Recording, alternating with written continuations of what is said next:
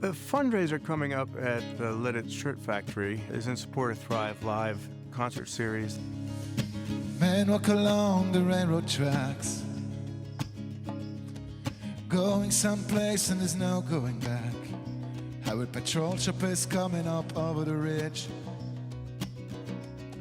Hot soup on a campfire under the bridge. The whole purpose is to raise money for the care center at the Penn State Cancer Institute. 100% of the proceeds goes to the care center, which provides so many different types of care for patients and families of the patients. I think music is definitely therapeutic. It can reduce stress. It can bring people together. You know, it's a great source for empowering people. That's what Thrive does, too.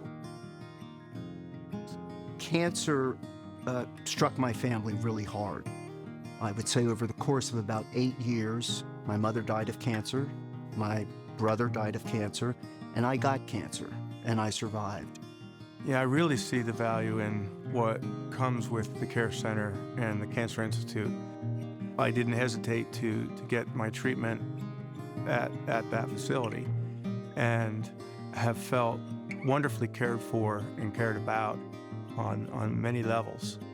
It's like one-stop shopping where you can go in the midst of your battle with cancer when you have so many other things in your mind. You can go, you can walk in the door, and the people there are going to help you navigate where all the resources are, not only for emotional support, they're going to guide you through what otherwise would be, I think, a difficult path to try and navigate. So at Rock Lititz, there's a facility, Milke's Black Box. There'll be an event to support Thrive Live's concert series there in the spring. I feel pretty fortunate to be able to help and help get this off the ground and see it through for many years.